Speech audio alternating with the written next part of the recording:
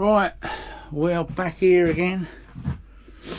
I'm going to try to do a bit of a mock-up on this middle towing member. This one. What I've determined, it's round about the same level as this here, either side. You know, I can only gauge it by sort of looking there and trying to get some measurements off of things, which is very, very, very awkward. But what we're going to do, I'm going to cut that little bit of, got a little bit of flat bar there. I'm going to cut that in half and just tack the bugger on, so I can easily get it off, because it's going to have box section as the proper spacer. But at the moment I've just got to try and determine where the position is going to be, and I can see why they do it from this point now, because it is a lot easier from this point, and they just put the bar across, and I just put the uprights in to tow it from the subframe, which if it works, it works, I suppose. But I'm trying to do it from the chassis rails as well, so you've got the best of everything now. It's attached to everything on the vehicle, so my way's harder, there's no doubt about it. My way's going to be harder. It's going to be harder to get the bolts in, it's harder for everything. But when it's done and it's on the vehicle, it'll be pretty bloody strong. So I'm going to pursue this angle unless I run out of options, and then I'll have to do it the conventional way, which would be a bit sad because I've done all this work. But anyway, we will persevere. And it's bloody cold out there today. Keep up and down and looking under the car, it's not very pleasant, but anyway, we keep at it. Oh. Right, onwards and upwards.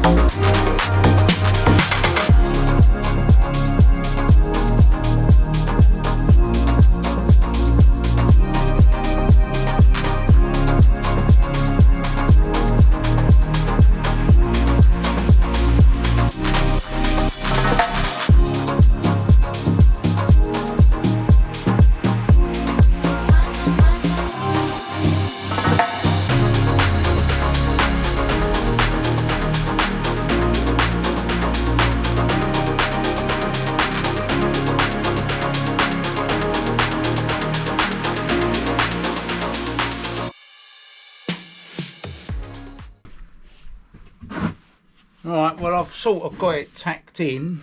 It's not quite where I wanted it, but there's a reason. If I put it where I want it, when I do weld the box section on it, I'm not going to be able to get the bolts in. So it can only go in one place, which is there. See that? So I've got to then bring that, obviously the box section's got to come down, I've got to weld it to this plate under here. You with me? So if you imagine that coming down, there's not going to be a lot of room to get your bolt in. There's going to be enough, but it's tight. It's tight. So I'm governed I'm actually governed where I can put it, so that might be a factor. That could well be the factor that I'm going to have to cut this bottom one off again and do it from the bottom, which is a shame because then I could have just done it from the bottom anyway. But if you don't try these things, you don't know, do you? So there you are. But if it does work, hell of a lot stronger. Hell of a lot stronger. If it does work. If it don't work, I'll have to revert to that plan and go back to the drawing board. But we will see. I'm going to go and put it on and we'll find out. See you in a minute. Right, there's good news. I've fitted it on. I've got the towing eyes in as a dry run, and it looks like they're in pretty good place. So I'll show you. Come with me. Right, here we are. Look at this. That's where we are.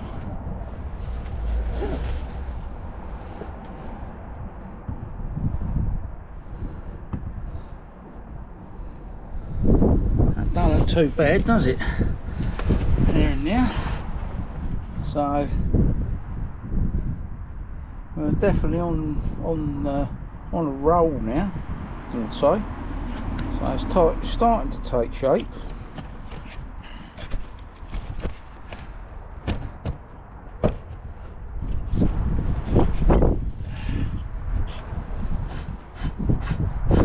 Get these out a minute.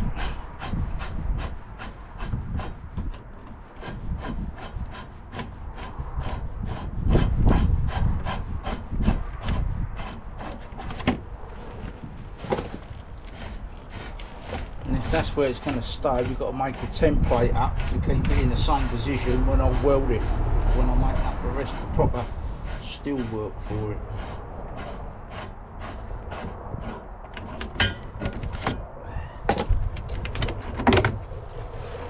There we are. You see, that's where we are.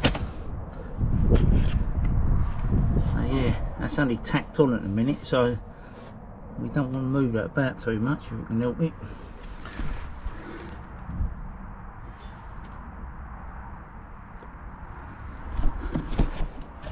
So, there you have it. Let's carry on. Okay, well, we're back up the workshop again. That was a very successful first fit, actually. Just a initial, and it was bloody near enough spot on, so well happy with that. Now you can see what we've got to do to maintain the position of this middle beam. We're going to have to make something what goes from here across here to here. It's only got to be a jig to hold it in position, so I know it's right.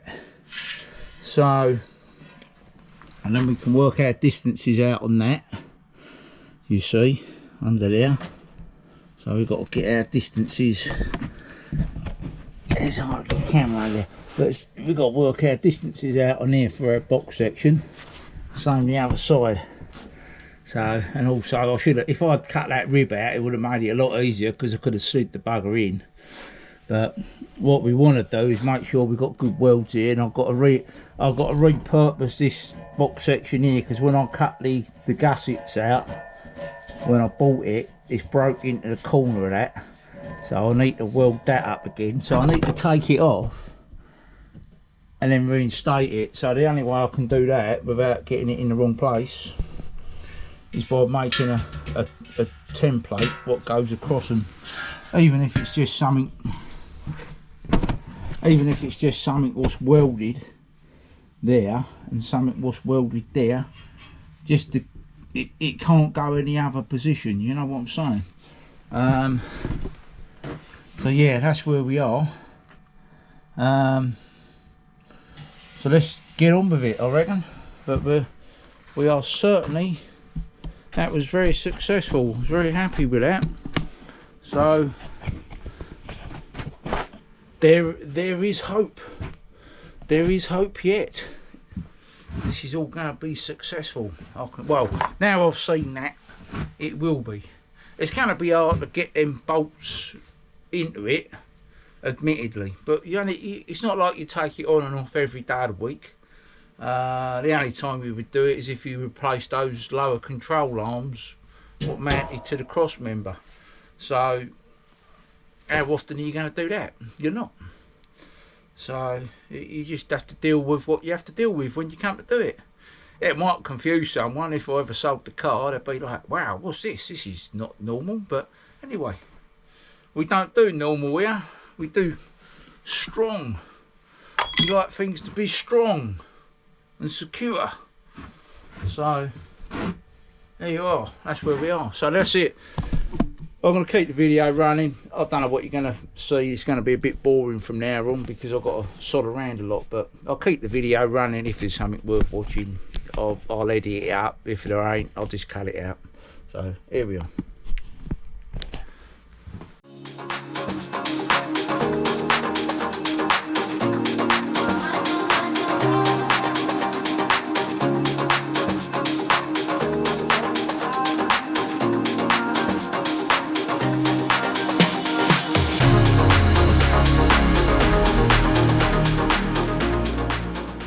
Hey, well, another little update. This is how we've managed to work out a way of securing it on, so we can actually unbolt it, make our bits up and bolt it back on. Look at this. I've tacked this piece of plate on here, drilled and tacked it there and there. See, now that's pretty rigid, yeah. And we ain't got anything attached to it under there now, so we can make our bits up to go in here as much as we want. Now we can mess around with it knowing our datum is here. So that's where that is where it is. So there's a little bit of movement there, there's a little tiny bit of flex, but not enough to worry about. So I can unbolt that now and bolt it back up and unbolt it as much as I like, knowing it's pretty good. So there you are. That is how we get around that problem. So yeah, that's good. Anyway, I'll keep you up to date on things as we go along. Okay, well, this is where we are. I've made my bits now for it. Let's take this camera off of here. I can't get in there with a bloody tripod attached to it. This is where we are. See that? Yeah. So we cut into this rail. So this is going to be welded. So it'll be as strong as anything. We've got to brace this back up again here and get that welded. Get that one welded there, and it's the same the other side. So once we've got that tack, we can bend that down, get a nice weld on that. So there you are. That's what we're looking at.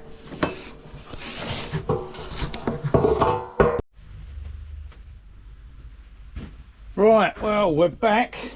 We are back.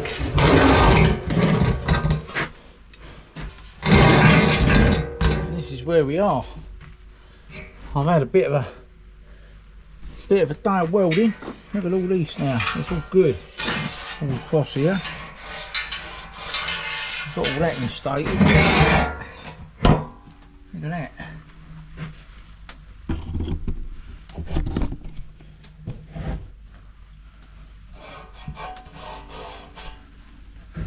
Now you can see it's welded along there, along the other side. Then it's also welded across the top edge, so it would have to break out, you know, to actually fail. It would be a catastrophic failure if it was to do that. There's no way a full KA could have that much force behind it to pull that out. Absolutely no way. I found a couple of fault lines in there. Oh, look at that. See them? Can you see them? Look at that. That's where something was welded on it previous, so I'm going to have to do something about that. I'll have to put a little double weld in now. This side's alright, but that side ain't. I'm gonna have to get something in there, weld it up. But yeah, the only issue I've got, as we assumed, is down there. These holes here, where the washer goes, it ain't going to sit over there, and it's not going to sit flat. So what I'm going to have to do, I may have to raise this and install a slightly longer bolt in here. So there is a way around it, but it's a little bit of a flap. I was hoping to get away with it, but wasn't to be. So we will get round it, but it's a little bit disappointing, but that's our only issue we have got. But it certainly won't be coming off of there anytime soon. No, that's a fact. And this worked out perfect for holding it on. This setup I made, they're drilled and tacked with a zero clearance hole, that is, so no movement. So I can cut them off now. You see, we're done with that. So we're good. So a little bit more fettling to do, but we are looking pretty good. The weather's been absolutely atrocious today, so I'm glad I've been in here. So it's about 4 o'clock, we're just after 4 o'clock now in the afternoon.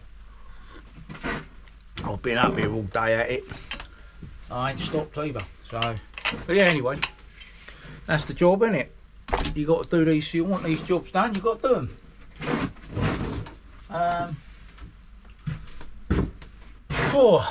Right, anyway, so that's where we are. I don't know what sort of video this is going to make. It's as we go along, and you don't want to see me grinding and all the rest of it. So I'll say thanks for watching, and there's going to be more when we get it on the car and we can see what we're doing with the brake business. So until then, all the best, like and subscribe and all the rest of it. Cheers.